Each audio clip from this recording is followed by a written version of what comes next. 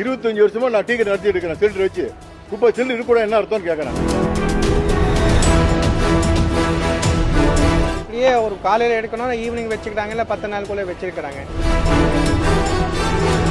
Fine இல்லை, நான் கடையை சீஸ் பண்ணியிருக்கேன். இனிமேல் இது கொடுக்க மாட்டோம். ஃபைன் பெரிய ஃபைன் போட்டுட்டு கடையை கொடுக்க மாட்டோம்.